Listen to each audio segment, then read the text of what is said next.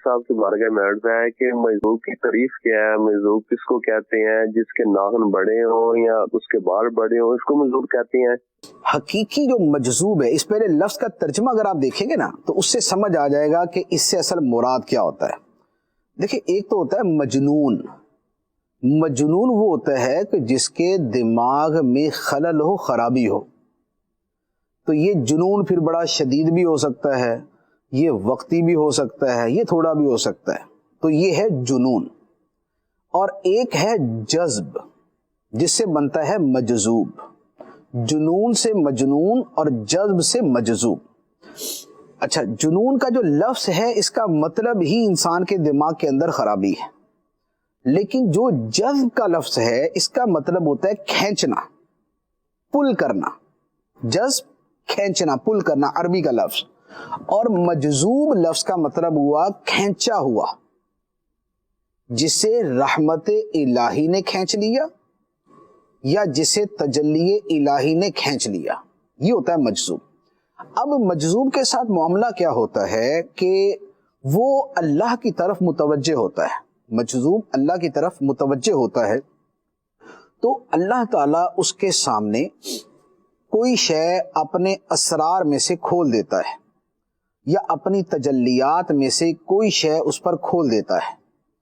अब होता ये है कि इंसान की जो अक्ल है वो है थोड़ी महदूद, और जो अल्लाह ताला की तजल्लियात हैं और जो उसके असरार हैं वो हैं बहुत बड़े। तो अब अगर किसी की अक्ल अल्लाह ताला ने इतनी मजबूत बनाई है और या उसकी अक्ल को उसके पीर का, उसके मुर्शिद का सहारा है, तो वो तो उस तजल्ली को बर्दाश्त कर लेता है और उस राज को देख कर भी सलामत रहता है, हवास में रहता है। लेकिन कुछ लोग वो होते हैं कि जिनकी अक्ल इतनी मजबूत नहीं होती, जब वो असरार देखते हैं तो नतीजा ये होता है कि वो उसको बर्दाश्त नहीं कर पाते, उनकी अक्ल उसको बर्दाश्त नहीं कर पाती, तो परवाज कर जाती और अक्ल ज़ाइल हो जाती। तो अब वो उसी मुशाहदे के अंदर डूब जाता है, उसी तजल्ली के अंदर डूब जाता है, उसी राज के अंदर मुस्तगरक हो जाता है। इसे कहा जाता है कि गोया असरारे इलाहिया ने या सिर्रे इलाही ने या तजल्ली इलाही ने इसकी अक्ल को खींच लिया, तो ये बंदा मजजूब बन गया। तो ये है बेसिकली मजजूब की जो प्रॉपर तारीफ है, डेफिनेशन है, वो ये है।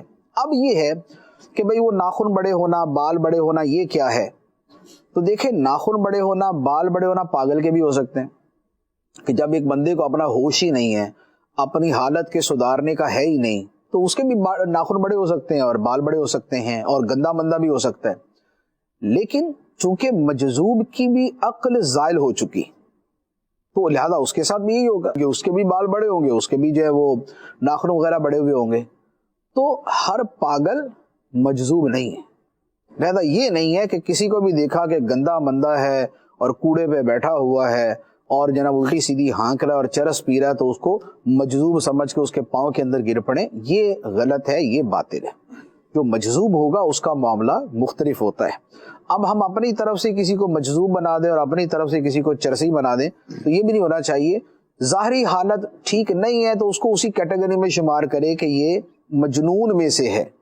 मजजूब जो है या तो अपने किसी अमल से, अपने किसी यूं कह ले करिश्मे से, और अपने किसी ऐसे मा फौकल फितरत जो है वो किसी शय से जाहिर होगा, या कोई कामिल वली उसके बारे में बताए कि ये मजजूब है और ये महज पागल नहीं है, तो ये हो सकता है। जैसे आला हज़रत अली रहमा ने कई हजरात के बारे में फरमाया कि मैं बरेली शरीफ के अंदर फलां जगह गया, फलां वहाँ पर फलां मजजूब थे। तो अब ये कि वली बता दे कि फलां मजजूब हकीकी है तो वो ठीक है, लेकिन उससे हटकर जो है वो अपनी तरफ से हम फैसला नहीं कर सकते, उसको फिर हम नॉर्मल कैटेगरी में ही शुमार करेंगे।